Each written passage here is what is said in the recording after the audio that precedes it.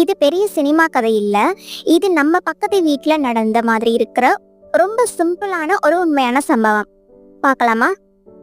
செட்டிநாட்டு வீதியில ஒரு பாட்டி கீரை வித்துட்டு வந்துட்டு இருந்தாங்க. ஒரு அம்மா அவள் மகனோட வீட்டு வாசல்ல உட்கார்ந்துருந்தாங்க. அந்த பாட்டி அந்த அம்மாவை பார்த்து கீரை வாங்க வரலையான்னு கூப்பிட்டாங்க.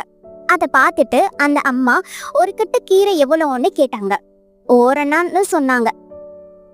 ஓரணவா அப்படின்னு யோசிச்சு அரை அண்ணாதான் அப்படின்னு பேரம் பேசினாங்க. அதுவும் அரை அண்ணான்னு பேரம் பேசிட்டு சரி சரி 4 கட்டு கொடுத்துட்டு போங்கன்னு சொன்னாங்க. இல்லம்மா வராதுமான்னு அந்த பாட்டி சொல்ல, அதெல்லாம் முடியாது, அரை அண்ணா தான் தருவேன், விடாப்பிடியா இருந்தாங்க. அது கேட்டு இது சரிப்பட்டு வராதுன்னு சொல்லிட்டு அந்த பாட்டி கீரை கூடைய எடுத்துட்டு கொஞ்ச தூரம் போயிட்டு வந்து மேல ஒரு காலனா போட்டு தாமான்னு சொன்னாங்க. அந்த அம்மா முடியவே முடியாது, கட்டுக்கு அரையனா தான் தருவேன் சொன்னதையே சொல்லிட்டு இருந்தாங்க.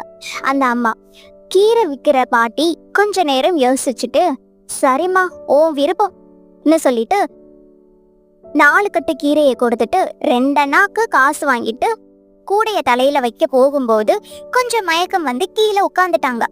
அதை பார்த்துட்டு அந்த அம்மா என்ன பாட்டி காலையில எதுவும் சாப்பிடலையான்னு கேட்க, இல்லம்மா போய் தான் கஞ்சி கொடுக்கணும்னு சொன்னாங்க. சாப்பிடாம எதுக்கு இப்படி வியாபாரம் பார்க்குறீங்க? உடம்புக்கு ஏதாச்சும் ஆதாரம் கொடுத்தாதானே தெம்பா இருக்க முடியும். சரி இருங்க வர்றேன்னு சொல்லிட்டு வீட்டுக்கு போனவங்க திரும்பி வரும்போது தட்டுல 6 இட்லி அதுக்கு உண்டான சட்னி வச்சுட்டு வந்தாங்க. இந்தாங்க இதை சாப்பிட்டுட்டு போங்கன்னு சொன்னாங்க.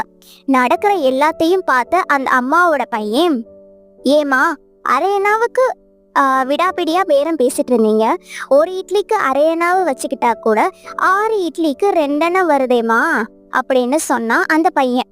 அதுக்கு அவங்க சொன்ன பதில், வியாபாரத்துல தர்மம் பார்க்க கூடாது, அதே சமயத்துல தர்மத்துல வியாபாரம் பார்க்க கூடாதுப்பான்னு நெத்தியடியா சொன்னாங்க. அந்த ஒரு பதில்ல எவ்வளவு அர்த்தம் இருக்குன்னு உங்களுக்கு புரிஞ்சிருக்கணும் நம்புறேன்.